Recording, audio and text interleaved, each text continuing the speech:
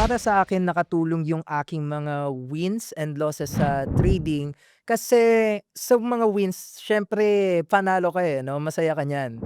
Pero 'pag natatalo ka, you should take as a lesson, Oo, 'no, na hindi mo siya nakikita as something na magku-quit na ako oo, agad or something na magre-revenge training ka.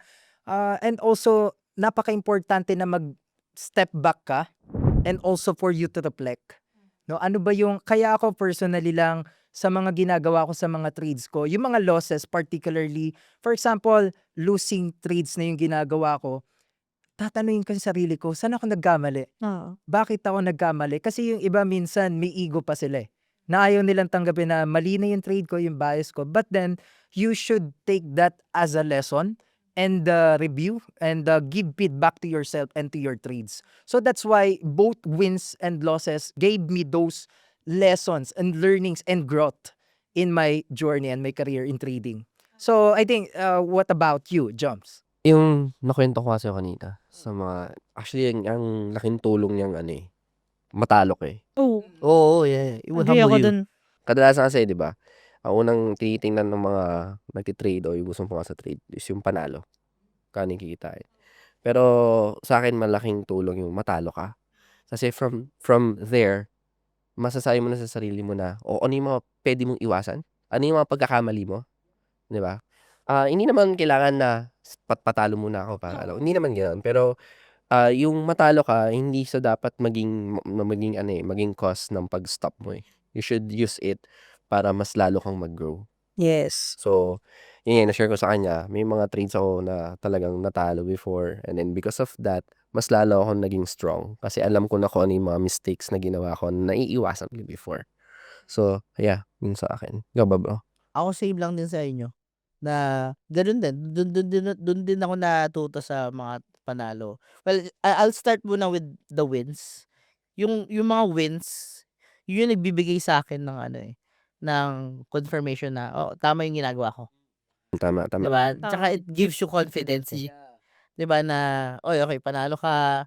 Tapos yun nga, yun yung magko-confirm na yung trading plan mo is gumagana.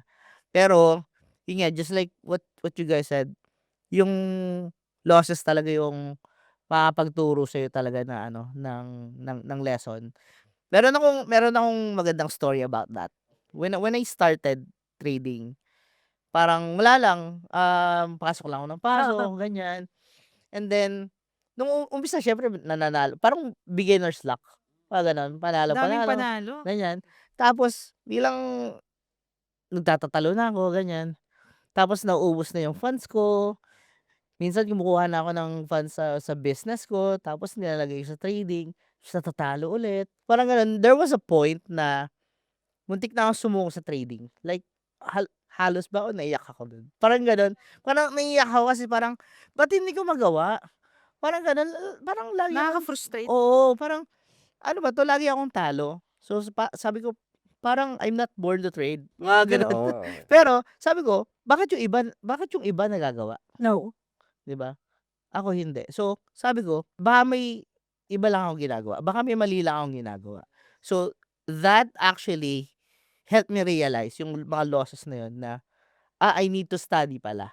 Yeah. I need to work on this strategies, this game plan pala muna bago ako maging profitable. So dun ako nag-aral ng technical analysis, ng something like that. So dun, then yun, tumagal naman yung mga ngayon mga Oo. 5 years na akong nagte-trade. Ganda, So yun, ganda. so dun ako talaga nag-start sa mga failures ko, Yeah.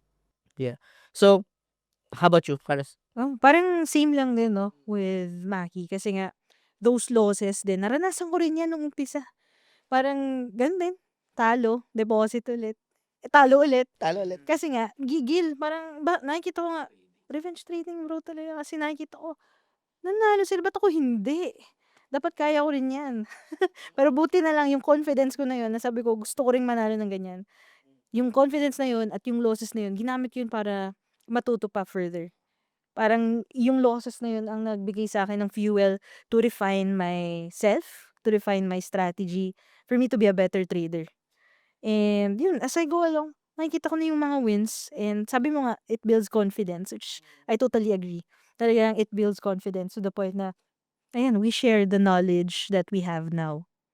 Actually 'no, add ko lang din na sinasabi ko rin sa mga estudyante ko, sa mga tinuturuan ko na kung saan when it comes to their wins and losses sa kanilang performance, yun nga, ang isa sa mga biggest trading principle ko when it comes to their performance, 'pag nakita mo na yung losing trades ka, isa lang ibig sabihin niyan para sa'kin, may mali kang ginagawa.